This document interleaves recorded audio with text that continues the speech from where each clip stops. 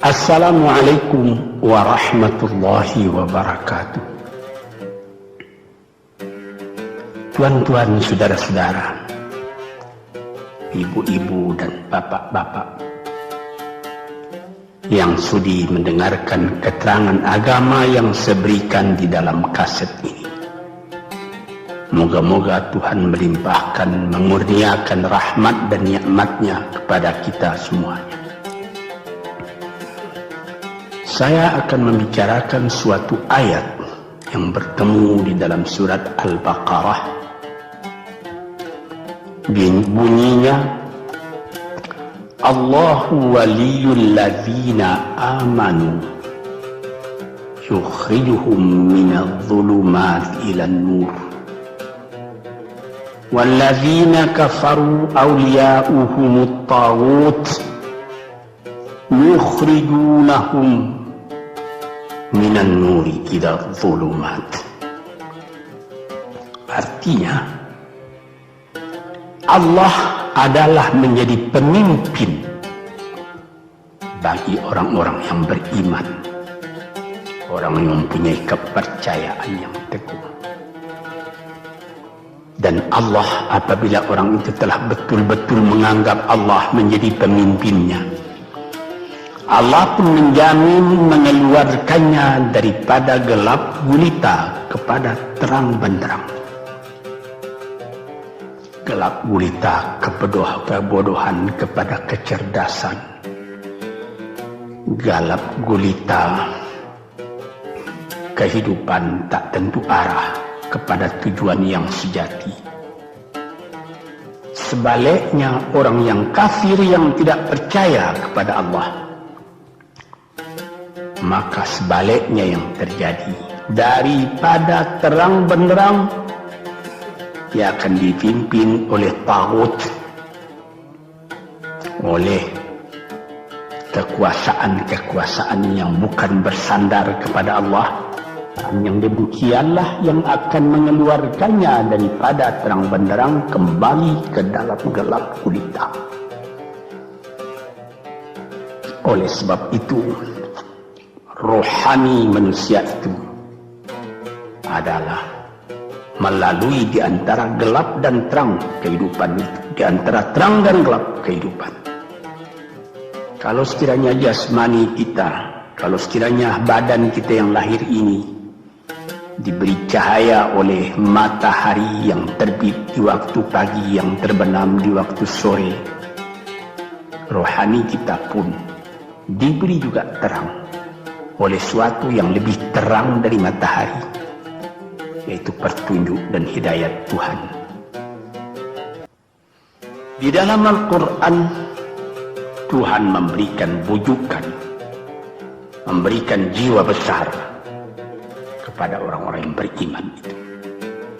Tuhan bersabda, La tahinu wa la tahzanu wa antumul a'launa in kuntum mu'minin.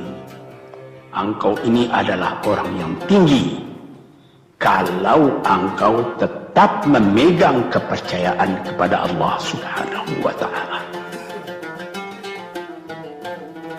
Di dalam perjuangan hidup di dunia ini, perjuangan antara yang hak dengan yang batil, antara gelap dengan terang, antara keyakinan dan keraguan, manusia berjalan di sekitar itu. Di kiri dan di kanan kita berjumpalah gelap dan terang itu. Maka diberilah pedoman manusia tadi. Apa pedoman?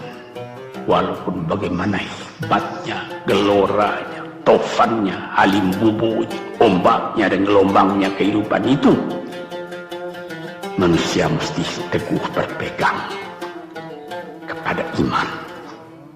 Sebab Kehidupan di dunia itu menurut peraturannya ialah tidak ada yang tetap. Yang tetap itu ialah berubah. Berubah itulah ketetapan yang ada dalam dunia. Panas sangat terik, benar, nanti akan hujan. Hujan sangat lebat, benar, nanti akan panas. Di suatu tempat terjadi hujan yang lebat, berhari-hari timbul banjir. Ya, banjir itu tidak tiap hari, nanti dia kering lagi. Di laut pun demikian pula. Ada pasang naik, tergenang ke atas. Besok pagi air itu sudah kering lagi, surut pasang. Begitulah kehidupan di dunia itu. Itu harus kita yakini supaya kita jangan terombang-ambing dalam kehidupan itu.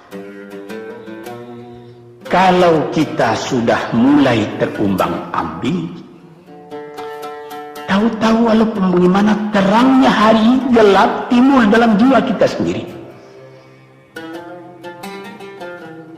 Walaupun panas terik, kita berhujan. Hujan oleh keringat kita sendiri. Jadi yang penting di sini menjaga hati. Sampai Rasulullah Nabi kita Muhammad SAW, inna fil jasadi mudghatan, di dalam tubuh manusia itu ada suatu bekuan darah. Idza salahat salahal jasadu kulluhu wa idza fasadat fasadal jasadu kulluhu. Kalau ini segumpal daging baik, seluruh badan jadi baik. Kalau dia rusak, seluruh badan jadi rusak. Apakah itu? Hati. Kendali terletak dalam hati kita. Hati artinya penuh, bukan saja berarti pada daging, tapi pada hati dari hati, isi dari hati, atau juga akal kita. Sebab itu maka kalau satu waktu saya pernah mengajarkan doa yang mengandung 8 sifat-sifat lemah menghilangkan kemerdekaan manusia, hari ini saya pun akan mengajarkan doa yang diajarkan juga oleh Nabi, bagaimana menjaga hati tadi. Di situ dalam doa itu ada tersebut 4 perkara. Apa tersebut? Allahumma inni a'udzubika min qalbin la yakhsha'u wa min ilmin la yanfa'u wa min nafsin la tashba'u wa min du'a illa yusma'u.